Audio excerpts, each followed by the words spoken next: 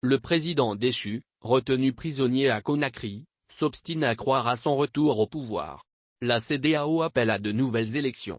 S'il en est un qui ne semble pas prendre le coup d'État militaire en Guinée pour un fait acquis, c'est le principal intéressé, Alpha Condé, déposé dimanche 5 septembre par le groupement des forces spéciales, GFS, qu'il avait lui-même créé en 2018. Les témoignages des quelques personnes qui ont pu le rencontrer décrivent un chef de l'État déconnecté de la réalité, dans le déni d'un rapport de force qui lui est défavorable et qui croit en son retour aux affaires. D'autres retrouvent un battant qui s'arc-boute sur la seule ligne qu'ils pensent gagnante, celle du président élu, légitime. Mais, dans tous les cas, le président déchu s'oppose à une chose, donner la satisfaction aux auteurs du putsch de les reconnaître et de démissionner, rapporte l'un de ses proches. Une douzaine de jours après avoir été délogé du palais présidentiel, arme à la main, Alpha Condé est sans domicile fixe.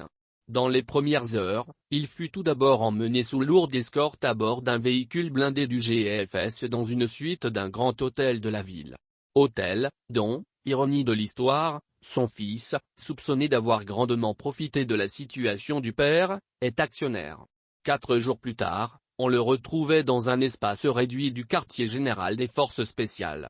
C'est là que la délégation des ministres des Affaires étrangères de la Communauté économique des États d'Afrique de l'Ouest, CEDEAO, l'a rencontré, le 10 septembre, pour s'assurer de sa bonne santé.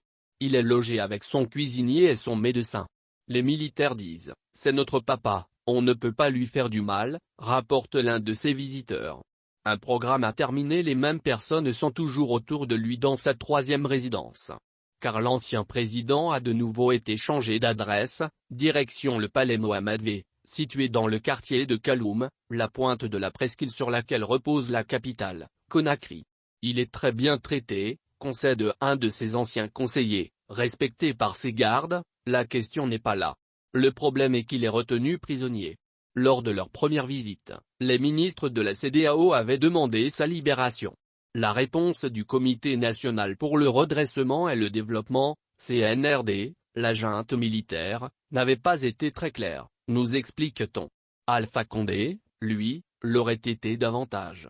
Il leur a tout d'abord énuméré les points de son programme économique qu'il avait achevé, puis ce qui lui reste à faire. J'ai un programme à terminer, sous-entendant qu'il devait être remis dans ses fonctions, rapporte une bonne source. À Conakry et au-delà des frontières guinéennes, ils ne sont pas nombreux à défendre ce scénario. Ces pairs d'Afrique de l'Ouest acceptent qu'il ait été renversé, moins qu'il soit retenu, explique un diplomate guinéen. Jeudi 16 septembre, les 15 dirigeants des pays de la CEDEAO réunis en sommet à Accra ont d'ailleurs implicitement tourné la page Alpha Condé. Ils ont insisté pour que la transition, militaire, soit très courte. Et, ajoutaient, que, dans 6 mois, il faudrait organiser des élections, a expliqué le président de la commission de la CEDEAO, Jean-Claude Cassibrou. Alpha Condé l'a-t-il entendu? Sait-il qu'à l'extérieur la junte lance des consultations tous azimuts avec les partis politiques, la société civile, les entrepreneurs, les personnalités religieuses, le corps diplomatique?